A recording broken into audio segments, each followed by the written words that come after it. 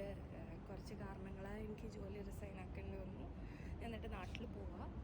അപ്പോൾ ഇന്ന് എൻ്റെ ഓഫീസിലുള്ള എല്ലാവരും കാണും. എൻ്റെ ലാസ്റ്റ് ഡേ എങ്ങനെ ഉണ്ടെന്ന് കണ്ടിട്ട് വരാം. ഇതാണ് ഞാൻ ബസ് കയറുന്ന സ്റ്റോപ്പ്. എൻ്റെ ബിൽഡിങ്ങിൻ്റെ താഴെ തന്നെ വരും, അതാണ് വലിയ പ്രശ്നമില്ല. ഇപ്പോൾ 7 മണിയായി.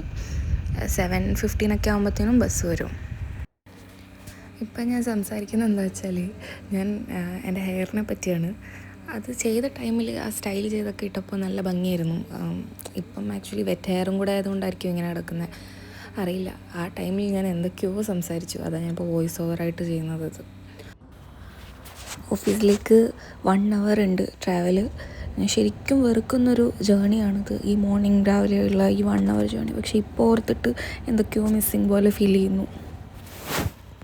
അപ്പോൾ ഓഫീസെത്തി. ഇത് ലഞ്ച് ബ്രേക്കിൻ്റെ ടൈമിൽ, ഇത് ഞങ്ങളുടെ HR ആണ്. അപ്പോൾ വിശാലിൻ്റെ ചുമ്മാ ഒരു ക്ലിപ്പ് എടുത്തതാണ്. ആൾ പോസ് ചെയ്ത് തരുമായിരുന്നു വ്ലോഗിനാന്ന് പറഞ്ഞിട്ട്. ഇത് നമ്മുടെ ചായ കുടി കഴിഞ്ഞാൽ നമ്മളെല്ലാ ഈവനിങ്ങും, ഓൾമോസ്റ്റ് എല്ലാ ഈവനിങ്ങും ചായ കുടിക്കാൻ പോകും. അങ്ങനെ ചായയൊക്കെ കുടിച്ച് കഴിഞ്ഞപ്പോഴത്തേനും എൻ്റെ ഓഫീസിലെല്ലാവരും കൂടെ എനിക്കൊരു കേക്കൊക്കെ മേടിച്ചു. ഞാൻ സർപ്രൈസ്ഡ് ആയെന്നൊന്നും പറയില്ല, ബിക്കോസ് ഞാൻ എക്സ്പെക്റ്റ് ചെയ്തിരുന്നു കേക്ക് മേടിക്കുമെന്ന്. ഇവരെല്ലാവരും, ഇത് ഞങ്ങളുടെ ഡിപ്പാർട്ട്മെൻറ്റാണ്, QS ഡിപ്പാർട്ട്മെൻറ്റിൽ. ഇവരെല്ലാവരും എങ്ങനെയാണെന്ന് വെച്ച് കഴിഞ്ഞാൽ നമുക്കൊരു ഫാമിലി പോലെയായിരുന്നു. QS ആ ഡിപ്പാർട്ട്മെൻറ്റ് മാത്രമല്ല, എല്ലാ ഡിപ്പാർട്ട്മെൻറ്റും ലൈക്ക് ഒരു സിബ്ലിങ്സ്, ആ ഒരു വൈബായിരുന്നു ഞങ്ങളെല്ലാവരും തമ്മിൽ. അത് കാരണം നമുക്കെന്താ ഓഫീസിൽ പോകുന്നു ആ ഒരു ഇത് ഫീൽ ചെയ്യില്ലായിരുന്നു. ലൈക്ക് എനിക്ക് പേഴ്സണലി ഫീൽ ചെയ്തത് ഞാനെന്തോ സ്കൂളിലോ കോളേജിലോ പോയിക്കൊണ്ടിരിക്കുകയാണ്. ആ ഒരു രീതിയിലായിരുന്നു ഞാൻ എന്നും മോർണിംഗ് എണീറ്റിട്ട് എൻ്റെ ഓഫീസിൽ പോകുന്നത്. ഐ ഹോപ്പ് ഇനി ഞാൻ വർക്ക് ചെയ്യാൻ പോണ കമ്പനീസോ അങ്ങനെ ആയിരിക്കട്ടെ, എൻ്റെ കൊളീഗ്സോ അങ്ങനെ ആയിരിക്കട്ടെ എന്ന്. എനിക്ക് എല്ലാവരും കുറേ ഗിഫ്റ്റ്സൊക്കെ തന്നു. ലാസ്റ്റ് കുറച്ച് വീഡിയോസ് എടുക്കാൻ പറ്റിയില്ല, എല്ലാവരും ഭയങ്കര ഇമോഷണലായിപ്പോയി, ഞാനും ഇമോഷണലായിപ്പോയി. അത് കാരണം അങ്ങനെ അത് കഴിഞ്ഞു.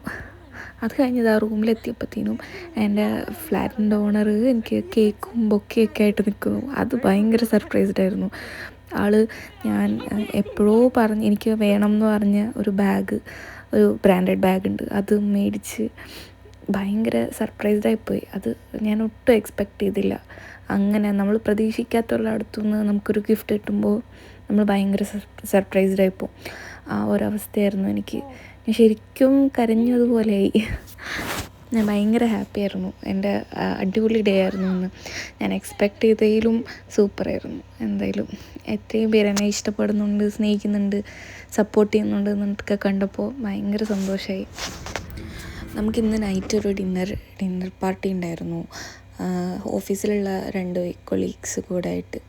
അപ്പം അതൊക്കെ കഴിഞ്ഞിട്ട് നമ്മൾ ഒരു യോട്ടിൽ പോകാൻ വേണ്ടിയിട്ട് ഇപ്പം നടന്നുകൊണ്ടിരിക്കുക.